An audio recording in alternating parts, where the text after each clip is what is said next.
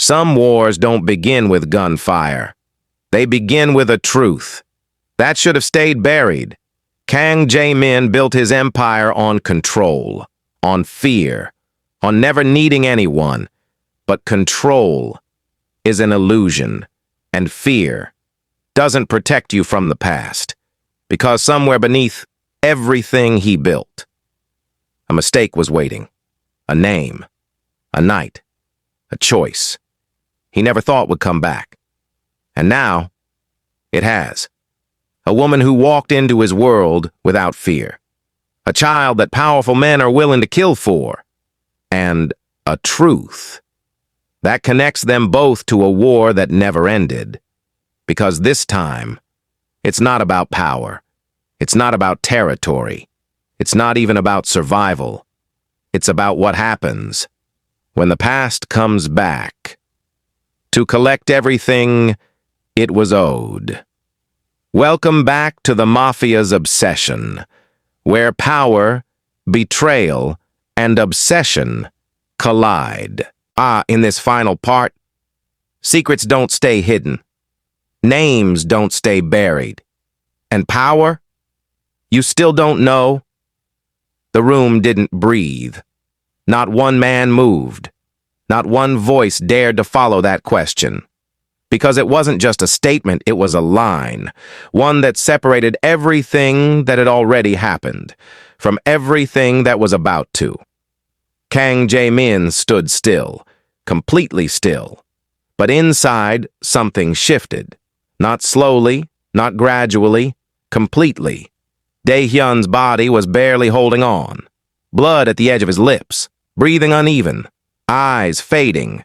But there was something else in them. Not fear, not regret, relief. Because whatever came next, he wouldn't be part of it. Jae-min stepped closer. Slow, measured, controlled, until he stood directly in front of him. What is she? No anger, no raised voice, no impatience, just a quiet demand. And the kind that didn't repeat itself. Dae-hyun smiled, weak, broken, but real. You really don't remember, he whispered. A pause. She's not just carrying your child. The air shifted, subtle, but undeniable. She's carrying what they lost. Silence, heavy, confusing, dangerous. Jaemin's eyes narrowed slightly. That wasn't an answer. It was a warning. And what exactly did they lose? He asked. Dae-hyun let out a slow breath, like the weight had finally left him. Everything. Another pause. Longer, this time. And you? His voice dropped even lower. Barely there. You helped take it. That line didn't land loudly. It didn't need to, because something inside Kang Jae-min clicked. Not understanding. Not yet. But recognition. Fragments. Busan. The port. A woman.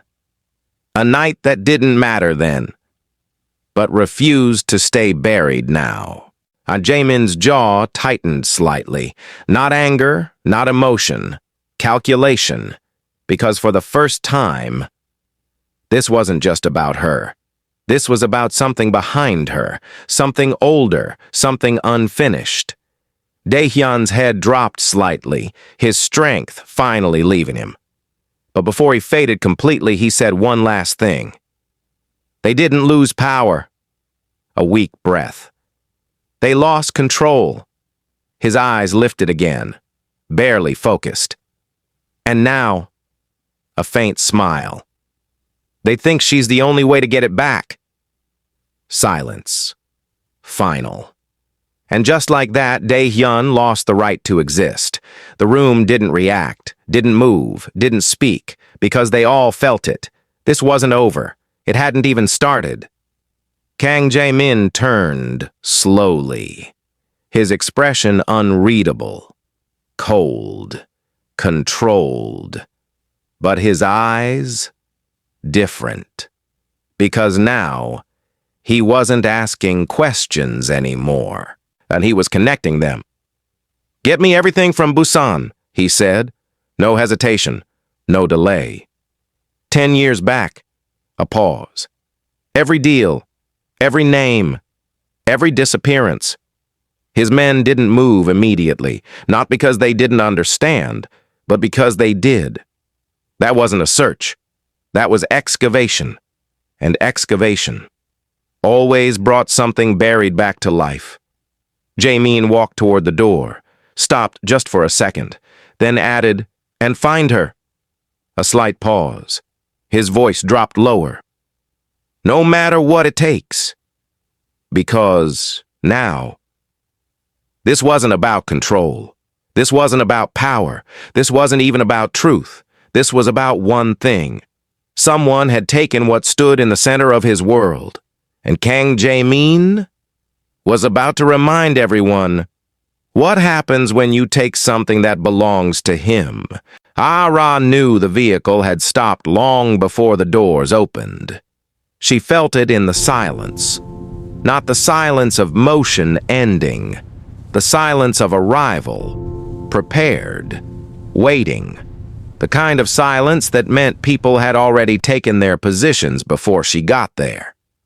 When the blindfold came off, she didn't react immediately, didn't blink too fast, didn't look around like someone trying to understand where she was. She let her eyes adjust slowly, measured, controlled, because panic gives people information. And she had already given enough. The room was clean, too clean. Concrete walls painted dark gray, no windows, no decoration, no exposed exits, only one table, 3 chairs, a ceiling light that wasn't harsh enough to hurt the eyes, but bright enough to make sure nothing could hide.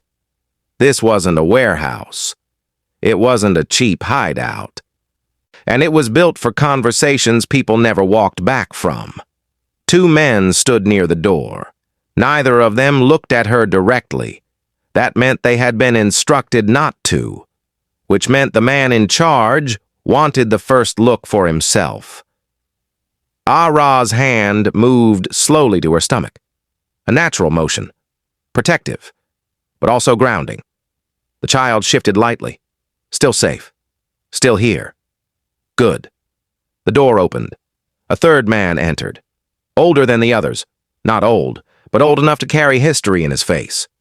His suit was simple, dark, expensive, no weapon visible, which meant he trusted the room to be his weapon. He stopped 2 steps inside and looked at her. Not with surprise, not with amusement. Recognition. That was worse. "You look more like her than I expected," he said. Ah-ra's expression didn't change, but something inside her did. Because now she knew. This wasn't one of the men chasing profit. This wasn't one of the men trying to use her. This was someone who already knew what she was connected to. And that meant he wasn't following the story. He had lived part of it. "You shouldn't have gone to Kang Jae-min," he said. His voice was calm, almost gentle. That made him more dangerous than the loud ones. Ah-ra finally sat down, slowly, without permission. And that small act shifted the room. Not the men, the balance. "You shouldn't have followed me," she replied. A faint smile touched his mouth. "I didn't follow you." A pause. "You led us." That landed where he intended it to, not as accusation, as fact. Because he was right. She had gone to Jae-min knowing eyes would turn, knowing hidden people would move, knowing the moment she stepped inside his world, and the ones who had stayed quiet for years would begin to expose themselves. She had expected movement, but not this fast. Not like this. That meant something had sped the timeline up. Dae-hyun, the leak, the betrayal, the unnecessary blood. The man took the chair opposite her and sat down. Relaxed. Patient. Like he had all the time in the world. You came to him because you needed protection, he said. No, Ah-ra answered immediately. I came because I needed him involved. For the first time, the man's eyes sharpened. Only slightly, but enough.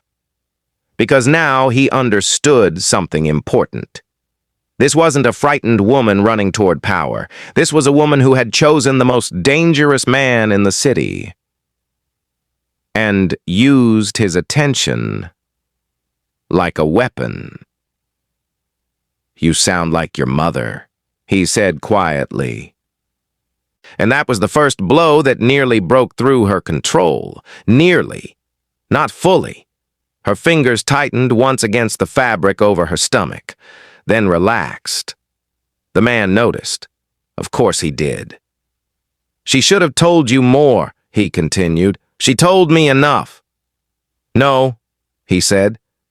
She told you what would keep you moving, not what would keep you alive. Ah-ra lifted her chin slightly. Then for the first time since he entered, she asked a question. Who are you? The room went still again. The man leaned back just slightly, then answered. Someone your mother should have killed when she had the chance. And in that instant, Ah-ra understood exactly how dangerous this had become. Because this wasn't about enemy circling power anymore. This was about the past opening its eyes, and she had just been brought directly to it. Back at the mansion, a Kang Jae-min didn't sit, didn't drink, didn't speak more than necessary. He stood in front of a long table covered in files, digital reports, maps, and names pulled from 10 years of dead business. Busan, ports, warehouse numbers, shipping routes, accounts that had vanished overnight. Men who died too early, women who disappeared too quietly. He remembered the city differently. He remembered it as noise, deals, temporary alliances, blood that solved problems. Nothing personal, nothing worth carrying. But memory lies when a man chooses not to see what stands in front of him. And now, he was being forced to look again. Boss? One of his men placed another file on the table. Old. Damaged, recovered from a storage archive no one had touched in years. There was a conflict around a port contract, the man said. Not public, internal. Several families were cut out at once. Jae-min didn't answer. He opened the file, read, stopped, read again. A list of names, half of them dead, 3 missing, 1 crossed out by hand, Yoon Ah-ra. His eyes stayed on the name, longer than the others. Not because he recognized it instantly, because something about it pressed against memory. A woman near the port, quick hands, quiet eyes, a face glimpsed once in rain, then again in a back room where men were speaking too loudly. And later, a warning he had ignored because it didn't matter enough at the time. He closed the file slowly. Who handled the cleanup after the contract seizure? Another man answered this time. A proxy unit, unregistered, but funded through one of the companies we controlled indirectly.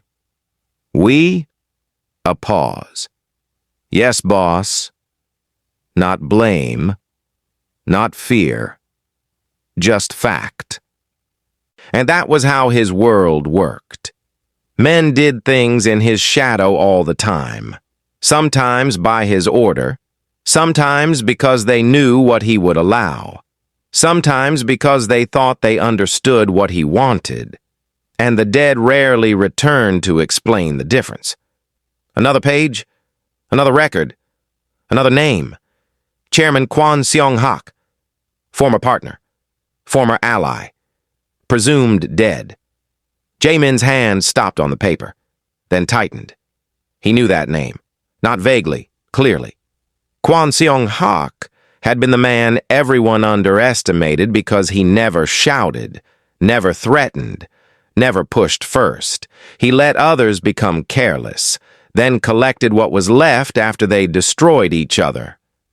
Jae-min had heard years ago that Kwon died during the collapse around Busan. If that was true, then who had taken Ah-ra? But if it wasn't, the answer was worse. "See, find out if Kwon ever died," Jae-min said. The room went silent. That wasn't a small request. That was a door being kicked open into the past. "Boss," one of them said carefully, "if Kwon is alive, then this isn't just about the child." Jae-min looked up, cold, sharp. "Did I say it was?" No one answered, because the truth had become impossible to ignore. This had never been only about the child. The child was leverage, symbol, key. But underneath it, there was a debt. Old, ugly, unfinished. Jae-min turned toward the screen wall. Camera feeds, traffic routes, phone pings, warehouse activity. The entire city cut open and spread in front of him, yet none of it showed her. That was what irritated him most. Not fear, not uncertainty, absence. Someone had taken her out of reach, which meant someone knew exactly how far his hands could extend. And for the first time in years, Kang Jae-min felt something that looked almost like rage. Not wild rage, not blind rage, the kind that freezes first, the kind that becomes surgical, the kind that destroys a city one deliberate cut at a time. "Burn the false roots," he said. His men looked at him. He continued. "All of them. Every decoy warehouse. Every inactive safe site. Every shell route they think we still protect." That made them understand. He wasn't searching now. He was tightening the city until hidden things had no choice but to move. "And when they move?" one of them asked. Jae-min's answer came without hesitation. "They show me where she is." Then he picked up the old file one more time, looked at the name, Yoon Mi-sun. And somewhere beneath the cold machinery of strategy, a truth began to take shape. Whatever Ah-ra had come for, it was buried in Busan, and whatever lived there before had come back for her. The man across from Ah-ra didn't rush. That told her more than any threat could. Men who rely on fear rush. They force. They push. They need reaction. But men who hold the real center of a problem, they wait. Because they know time is already working for them. "You knew my mother," Ah-ra said. Not a guess. A placement. A probe. He smiled faintly. "I knew what she was willing to sacrifice." That wasn't the question. "No," he agreed. But it was the better answer. Ah-ra held his gaze, calm, steady. If he wanted reaction, he wouldn't get it. Not from her face, not from her voice. He folded one hand over the other. Deliberate. Polite. The kind of posture that tries to disguise cruelty as discipline. Your mother made a mistake," he said. "She thought taking something and hiding it would end the matter." Ah-ra's expression stayed neutral, but her heartbeat changed. Just once. Enough for her to feel it, not enough for him to see. "What did she take?" she asked. He watched her for a few seconds before answering, as if deciding how much truth she deserved, or how much truth would hurt her most. "She took proof," he said. "Proof of what happened in Busan. Proof of who ordered what, who profited, who disappeared, who was sold." The word "sold" stayed in the air longer than the rest, because now the shape of it became visible. Not just money, not just control, people, roots, names converted into product, children moved, women erased, families collapsed into silence, and around all of it, the men who called it business. Ah-ra's fingers curled once against her palm. Inside, something colder took hold. Because her mother had never told the story in full, only in fragments. Run when they find out. Never trust anyone who survived Busan too comfortably. If you ever have to choose the man who frightens them. At the time, Ah-ra thought those were the broken warnings of a woman who had seen too much and lived too long with fear.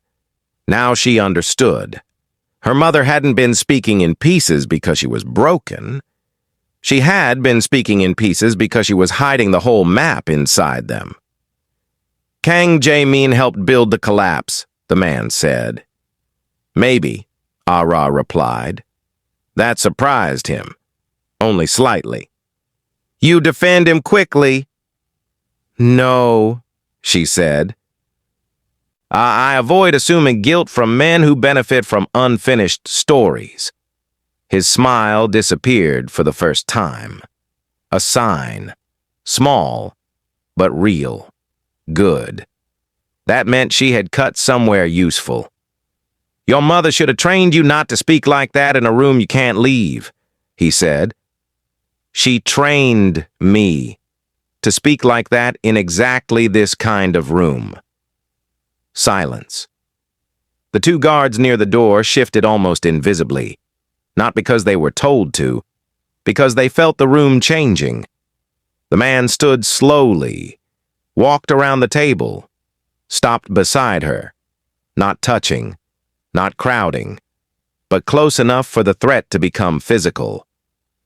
She took something that belongs to several dead men and one very living one, he said. Where is it? Ah-ra looked up at him, unmoved. If I had it, I wouldn't be here. That answer irritated him, not because it was false, because it might have been true. He bent slightly, voice lower now. No. If you had it, you would have run farther. A pause. Then his hand moved, not to her, but to the chair beside her, fingers resting on the back. And yet, he murmured, you went to Kang Jae-min instead. There it was again. The question under everything. Why him? Why that man? Why now? Ah-ra stood slowly, forcing him to step back half an inch or lose control of the space. He noticed. Of course he did. I went to him, she said quietly, because if this war was going to wake up, I wanted it to wake up where I could see it. For the first time, the man looked at her not as a frightened daughter, not as leverage, not as a vessel carrying something valuable, but as a strategist. And that was the most dangerous shift yet. Because now, he would stop underestimating her. And then when men like him stop underestimating a woman, they usually decide to kill her. By midnight, 3 warehouses were burning. 2 belonged to shell companies linked to old Busan money. 1 had been abandoned for years. None of them mattered on their own. That was the point. Kang Jae-min wasn't attacking infrastructure. He was attacking memory, dragging hidden networks into the light by destroying the places they still believed were safe. The city reacted exactly as he expected. Phones woke up. Cars moved without plates. Men changed routes. Messages began jumping between people who hadn't spoken openly in years, and all of it flowed back to him. Vehicle activity increased near the East Canal. 3 ghost lines reactivated. An old Kwan-linked account just purchased access credentials to a private medical corridor. Medical. Jaemin's eyes stopped there.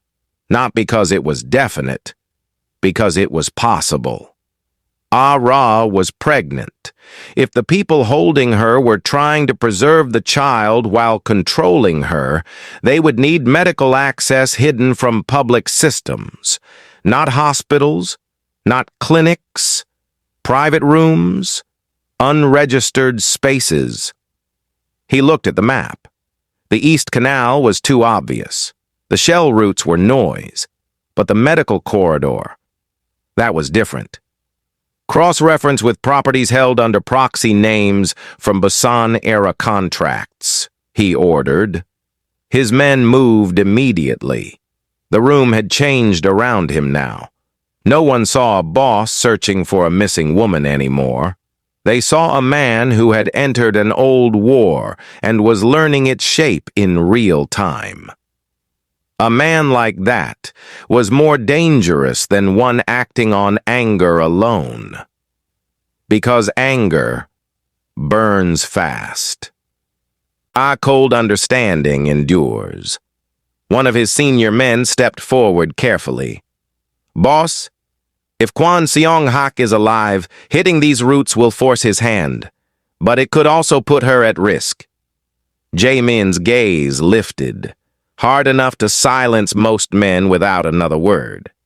But this one had been with him long enough to survive honesty. So he continued. If he thinks you're close, he may move her. Jae-min turned back to the map. Yes. A pause. That's the point. The man went still, because now he understood something else. Jae-min didn't want a static target. He wanted movement. Movement creates mistakes. Mistakes reveal structure, and once structure is visible, he destroys it. Another report came in. A small clinic license, reactivated after 6 years. South River District. Owned through 4 layers of dead companies. Jae-min's attention sharpened. Who signed the reactivation? A woman under false ID. Face? The technician pulled the image up. Blurry, partial, but enough. Jae-min stared at it, then reached forward, enlarged it, and froze. Not because he knew the woman, because he knew the earrings. Simple silver drops. Old-fashioned. The kind a quiet woman near the Busan port wore on a rain-soaked night when she looked like she wanted to speak and decided not to. Yoon Mi-sun, Ah-ra's mother, or someone who wanted him to remember her. Prepare the convoy, he said. No one asked whether he was going himself. They already knew. This had crossed too many lines to hand to someone else. As men moved around him, the city outside kept bleeding. Cars, sirens in the distance, smoke rising where old secrets burned, money shifting faster than loyalty.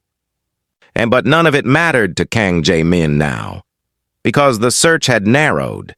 The past had stopped being abstract, and somewhere in the South River District, a door connected Busan to Ah-ra, to the child, to everything he should have seen years ago.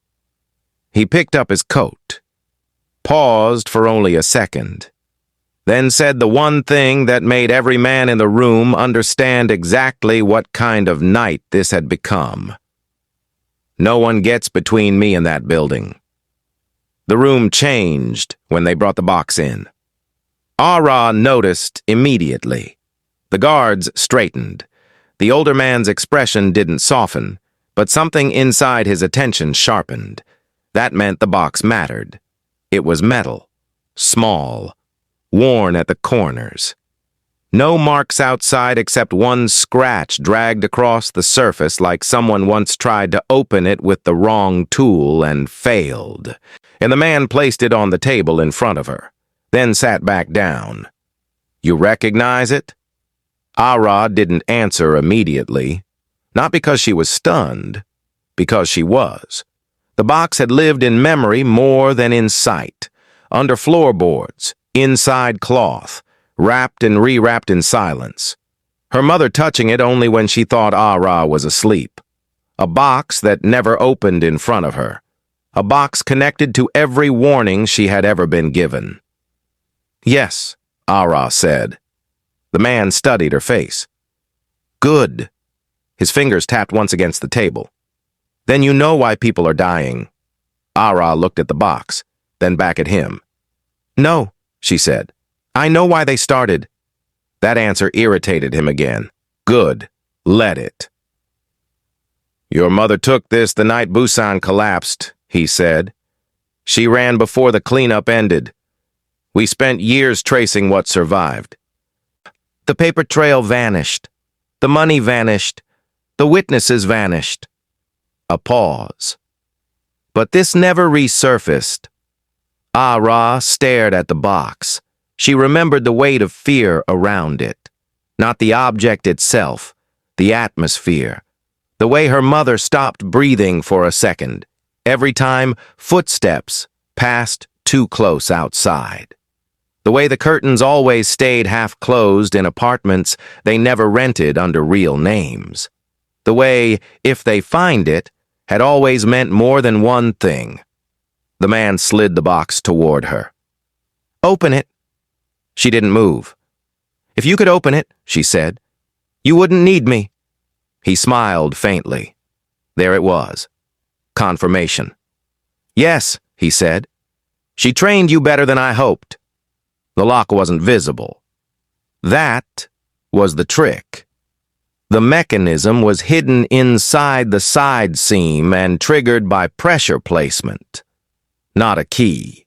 Ah-ra knew because years ago, when she was maybe 14, her mother had held her wrist in both hands and said, "If I die before you're ready, don't let any man see you remember this." The memory came back so sharply, it almost made her physically cold. The man across from her saw the shift. "Open it," he repeated. Ah-ra looked at him, then at the guards, then at the ceiling camera in the corner, then back to the box. Slowly, carefully, she placed her hands on either side, not opening, measuring, feeling the old pattern under metal. One press, then another. A small click. The guards leaned forward slightly. The man didn't. But his breathing changed. Barely. Enough. Ah-ra opened the lid. Inside were three things. A folded paper packet wrapped in oilcloth. A flash drive sealed in clear plastic. And a photograph. Old. Edges damaged. Of 4 men standing near shipping crates in Busan Harbor. One of them was younger, harder, and unmistakably Kang Jae-min. One was Chairman Kwon Seong-hak. One was a man Ah-ra didn't know. And the fourth, her mother had blackened his face out with ink. The older man reached for the photo first. Ah-ra moved faster and caught his wrist. That happened before the guards could react, before the room could reset.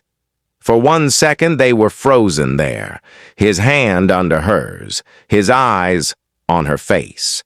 And in that instant, both of them understood something. The box didn't matter because it contained money. It mattered because it contained names, orders, proof, history recorded by people who thought they could bury it. He pulled his hand back, slowly, smiling again, but less comfortably now. "What's on the drive?" Ah-ra closed the lid halfway. I don't know." That was true. Mostly. "What's in the packet?" "I don't know." Also true. He leaned in. "And the photo?" That answer she did know, so she gave him none of it. "It's enough to get men killed," she said. The smile vanished entirely this time, because now the room had changed in the most dangerous way possible. He no longer controlled the only thing in it that mattered. And Ah-ra realized something else at the same moment. Her mother hadn't sent her toward Kang Jae-min just to wake a war. She had sent her there because one of the men in that photograph was more likely than the others to survive it. The building looked dead from the outside. That was the first reason Jae-min knew it mattered. No visible guards. No active signage. No delivery activity. No human rhythm. But the cameras were wrong. Too new. Placed in angles designed to appear careless while covering every approach worth using. The South River District slept like that.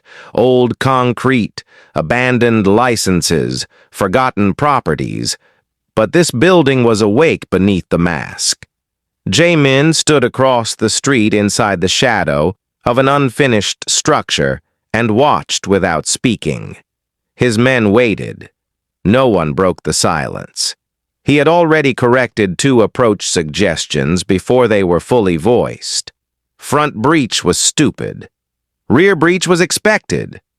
Roof entry was possible, but only if the building had not been designed to collapse inward under pressure, which old Busan operators loved doing. He looked at the plan one more time. Private clinic license. Reactivated. Power usage inconsistent with the paperwork. Fresh wiring under dead lines. As someone had rebuilt part of the interior without asking the city for permission. That alone was enough.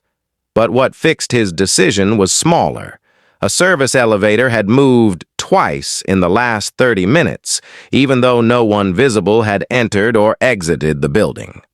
Movement underground, or protected internal compartments. 3 teams, he said quietly. Outer shutoff, rear lock, internal cut. His men nodded. One of them leaned in slightly. Boss, if she's inside and they think we're coming? They already think I'm coming. A pause. They just don't know how close. Then he started walking. Not rushing, not crouching, just moving toward the building like the street belonged to him, which, in his mind, it already did. 2 men peeled left, 3 right. One stayed half a step behind him until Jae-min raised one hand without turning. Stop! The man stopped immediately. The front door was locked with electronic overlay on top of an old manual system. Layered security, temporary, ugly, installed by people in a hurry. Jae-min didn't touch it. He looked once toward the upper right camera, held its gaze for 1 second, like he wanted whoever was watching to understand this moment clearly, then shot the panel. The power died with a spark. The door released. Inside, the hallway smelled too clean. Disinfectant over concrete, fresh paint under old dust, a medical shell around something criminal. He moved fast now, not recklessly, precisely. First corner clear, second clear, 1 room empty, second room stocked, third room. Blood on the floor. Not much. Old enough to dry. New enough to matter. He didn't slow. Down the corridor. Another door. Locked from inside. He kicked once, and the frame cracked. Twice. It opened. A guard lifted a weapon and died before his finger settled. Another came from the left and hit the wall before he could fire. The building woke up after that. Boots, shouts, movement below. Good. Now it was honest. Jae-min took the stairs down instead of up. Everyone would expect him to climb toward control rooms or offices, but men hiding something valuable almost always bury it first. The lower level was colder, no windows. He could hear generators through the walls. And then, a voice over an internal speaker. Calm, older, familiar in the way memory becomes dangerous before it becomes clear. I wondered how long it would take you. Jae-min stopped at the base of the stairs. His men spread automatically. He didn't answer. The voice continued. You were always efficient once something became yours. That line landed exactly where intended. He still didn't answer. At the end of the corridor, a metal door clicked open, light spilled through, and behind it, the war he had spent years not remembering was finally ready to show him its face. Ah-ra didn't panic when the first shot sounded somewhere above. Neither did the older man. That told her two things immediately. First, he had expected intrusion eventually. Second, he had hoped for more time than he got. The guards moved at once, one to the door, one closer to her. Bad move, too close. Fear narrows training. The man across from her stood smoothly, eyes no longer on the box but on the ceiling, as if he could measure distance through concrete. "He found us faster than I expected," he said. Ah-ra closed the box lid fully and pulled it toward herself. The guard nearest her grabbed for it. She drove the edge of the metal case straight into his throat before he finished the motion. He staggered back, choking. The other reached for her arm. She pivoted. Not fast like a fighter, but accurately like someone taught where panic makes men soft. Elbow, ribs, knee, space. The older man stepped back instead of forward. Interesting. He didn't want the box damaged. He wanted her contained with it. Another shot sounded. Closer. Then another. The building was losing layers. "Stop her!" he snapped. The second guard lunged. Ah-ra caught the chair with one hand and shoved it into his legs hard enough to break his balance. He fell sideways. The first was still fighting for breath.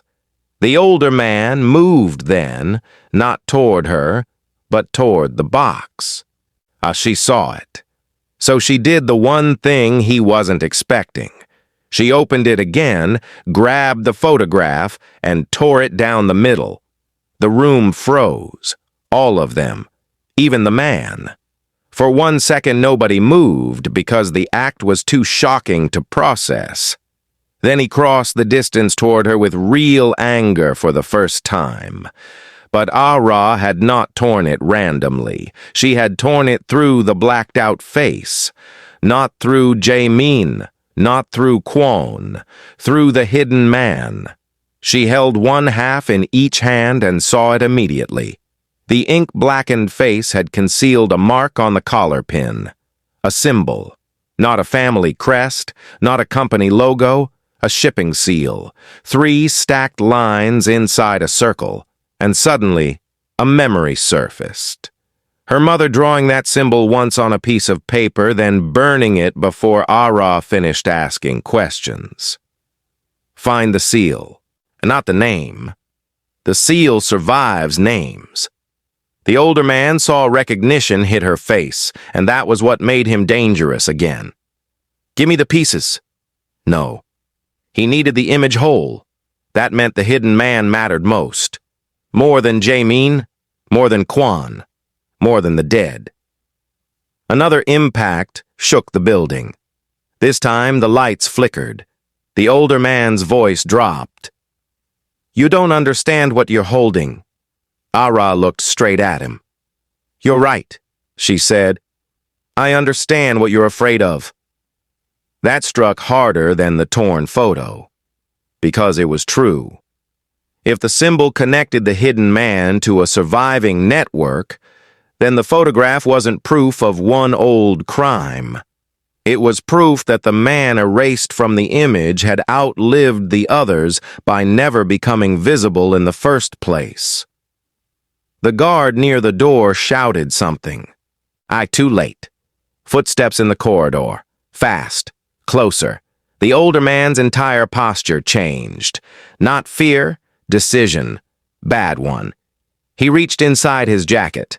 Ah-ra moved before she saw the weapon. Not away. Toward the table, toward the box, toward the drive. If she lost the box now, everything her mother died protecting would go back into the hands that buried it. The gun appeared. So did the door exploding inward. And in the same instant, Kang Jae-min entered the room like judgment catching up. The first thing Jae-min saw was her, alive, standing, holding half of a torn photograph in one hand and the box in the other. Everything else came second. The guard nearest her dropped before his body had time to understand what happened. The older man turned with the weapon already up, but not fast enough. Jae-min fired once. The gun spun from the man's hand and slammed into the wall. Silence hit hard after that. Not complete silence. The building was still alive with distant movement, boots, shouted commands, dying resistance.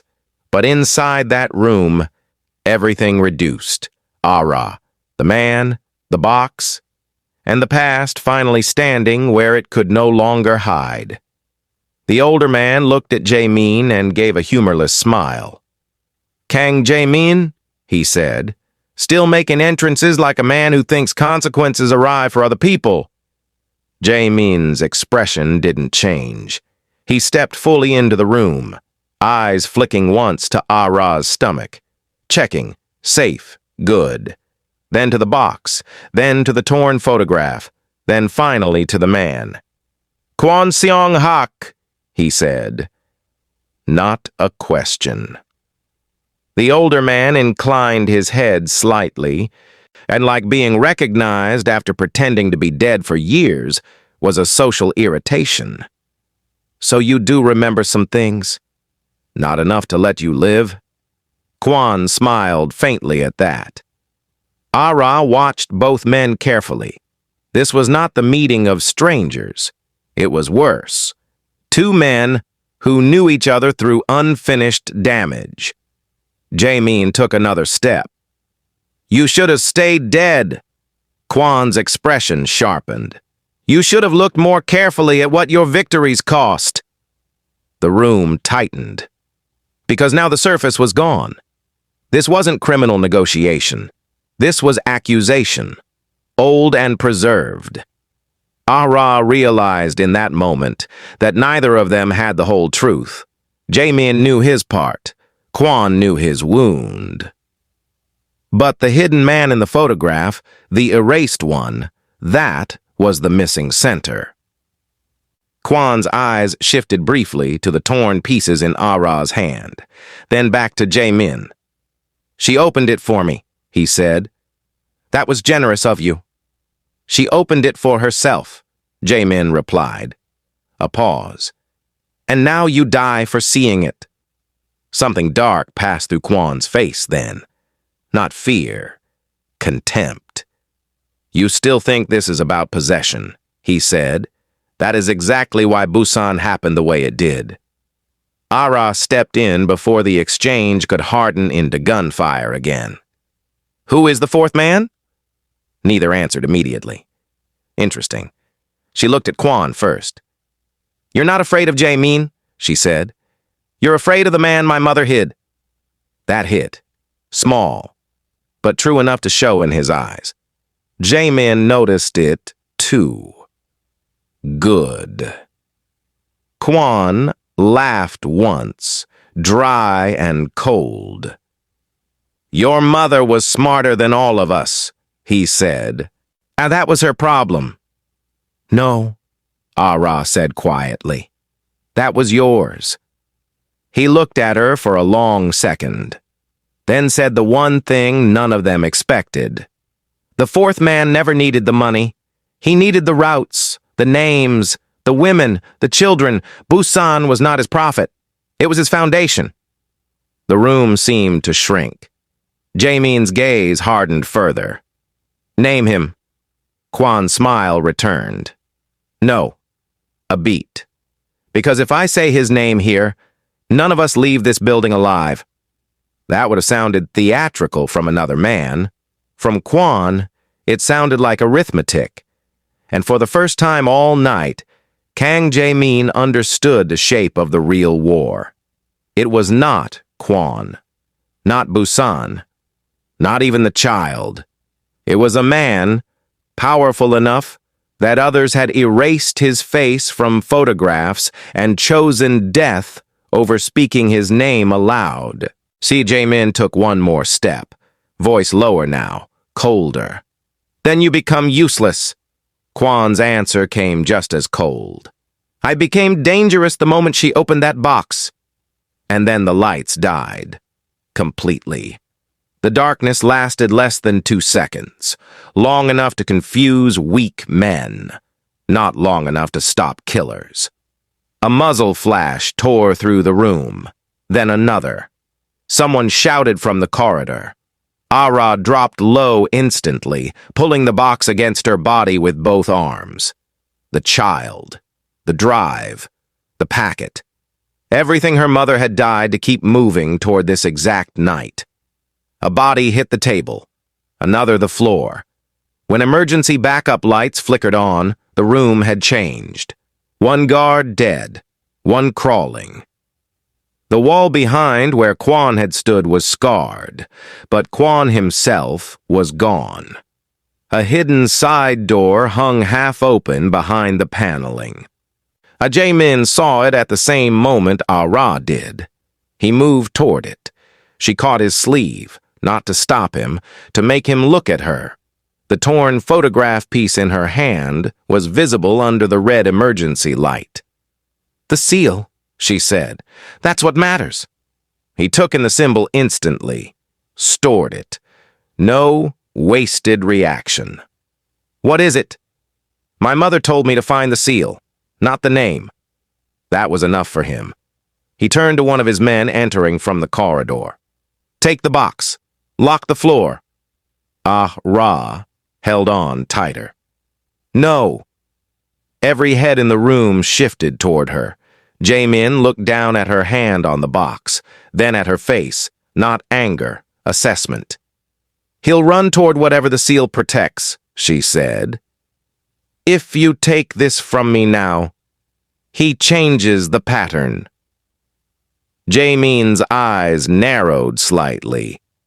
She was right. Again. And they both knew it. Footsteps thundered somewhere deeper in the building. Kwan still had men, or worse, another exit already active.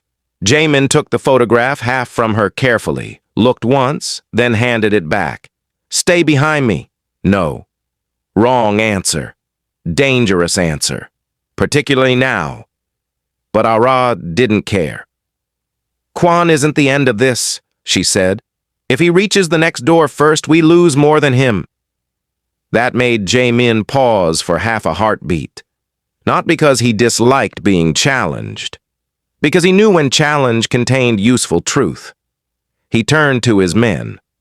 2 with her. No one touches the box. Then to Ah-ra, voice lower. If you get hurt because you refuse to listen to me, I won't, she cut in. Not defiant, certain. That bothered him more than open disobedience would have. And because certainty from her had already changed the course of this war twice.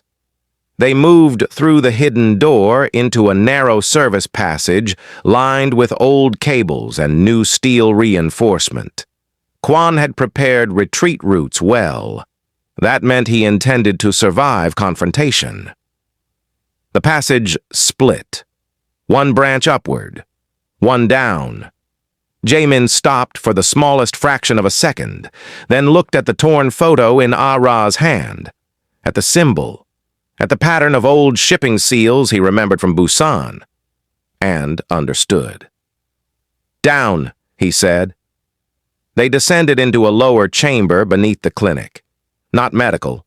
Operational, screens, archived drives, map walls, a hidden nerve center, and on the far side, trying to force a steel case into a portable burner Kwan. He looked up once as they entered. No surprise left this time. Only anger sharpened by failing timing. You should have stayed ignorant, he said. Jae-min answered by shooting the burner apart. Sparks erupted. The steel case slammed sideways. Kwan stepped back, trapped now between exposure and death. Ah-ra's gaze shifted to the wall of screens. routes, shipping lanes, old and current, missing person overlays, port authority bribes, and one repeated mark across 7 locations. The same seal, 3 lines inside a circle. Her throat tightened. Not from fear, from scale. This was bigger than Busan ever was. Busan had not been the operation. It had been the prototype. Kwon saw her looking, and in that instant, she understood something terrible. He had not come here tonight to protect the old crimes. He had come to stop her from seeing how alive they still were. Jae-min saw it too. And when he spoke next, and the quiet in his voice was colder than rage, "You weren't preserving the past," he said. "Kwon," a beat. "You were still feeding it." And this time darkness would not save anybody. Kwon backed toward the screens, but there was nowhere left to go. No hidden panel, no second corridor, no prepared escape route fast enough to outrun what he had already exposed. Jae-min stood between him and the only exit. Ah-ra stood slightly behind and to the side, the box still held close, 2 armed men covering the room. For the first time that night, Kwon looked old. Not weak, old. Like the years he had stolen under a false death had suddenly returned all at once. "You should have let Busan rot," he said.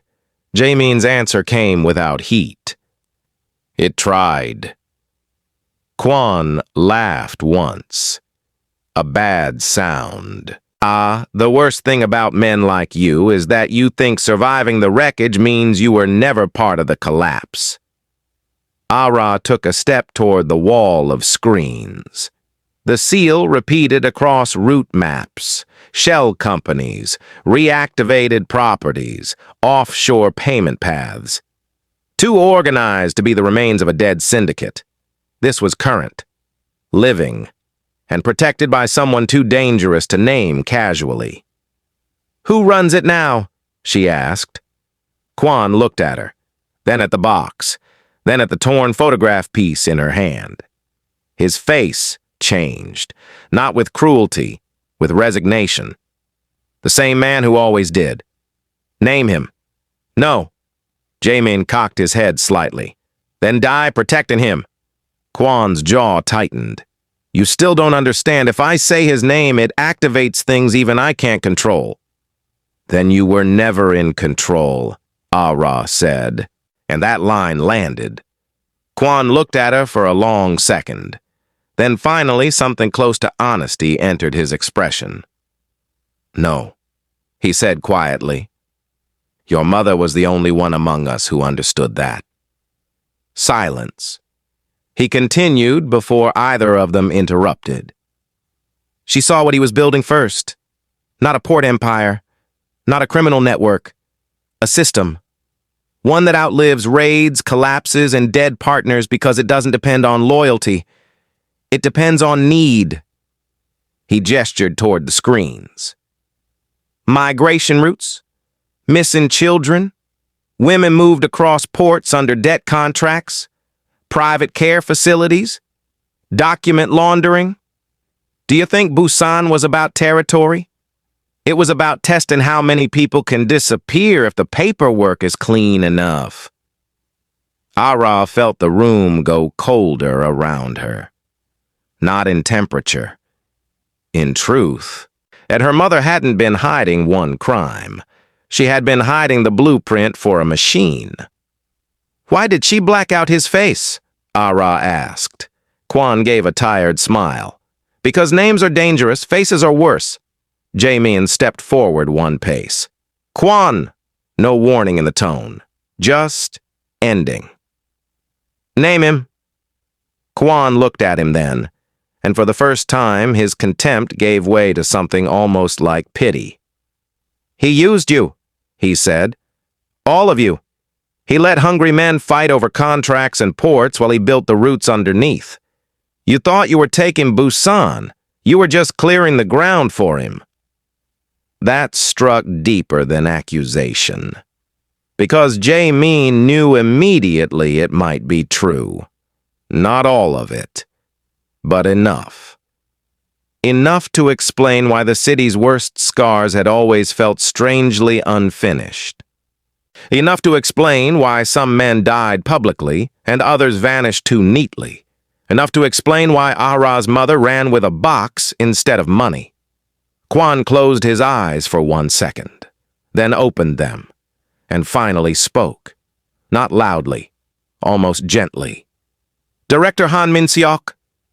The room held still. Nothing exploded. No alarms changed. No hidden gas poured in. But the name landed like a buried door opening. Jae-min knew it. Not as a kingpin, as a logistics consultant attached to shipping audits years ago. Invisible by design. A man too boring to remember, which meant he had been the perfect mask. Ah-ra repeated it softly in her mind. Han Min-seok, the hidden face, the seal, the surviving network. Kwon exhaled like a man stepping off a cliff. "Now," he said, "we're all dead." Jae-min raised the gun. "No," he said, "a beat." "Ah, you are." The shot was final, and with it, one chapter of Busan ended. But the real war? It had just found its name. The ride back to the mansion was quieter than the first car ride had been, not because there was less to say, because now everything mattered too much to waste words.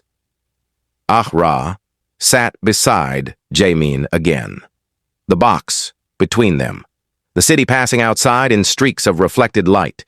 The child moved once beneath her hand. Small, alive, unaware of the war that had formed around a name. Han Min-seok, the hidden man, the root builder, the one who had survived by never being important enough to remember. Until now. Jae-min looked forward the entire ride. Not cold in the same way as before, different, more dangerous. He was no longer reacting to a woman who had entered his empire with a claim. And he was now a man driving toward a future that had chosen him whether he wanted it or not. When they reached the mansion, he dismissed everyone except 2 guards outside her new room. He carried the box inside himself, set it on the table, then turned to her. For a moment, neither of them spoke. The room held all the things words usually hide behind. Fatigue, adrenaline, memory, unfinished accusation, new understanding. "You knew this would wake something big," he said. Ah-ra nodded once. "Yes." "You did not know it would be this?" "No." Truth. Plain. He studied her face, not to catch a lie, to understand the shape of the burden she had walked in carrying. "Why me?" he asked. At last. The real question. Not why she came to the mansion. Not why she said the child was his. Why she chose him out of all men. Ah-ra looked at the box, and then back at him. "Because my mother said when the truth finally comes out, I would need the man they feared even when they hated him." A pause. "You." Jae-min's expression didn't soften. It sharpened. Because that answer wasn't flattery. It was responsibility. And responsibility always weighs more than power. She moved closer to the table, placed one hand lightly over the box.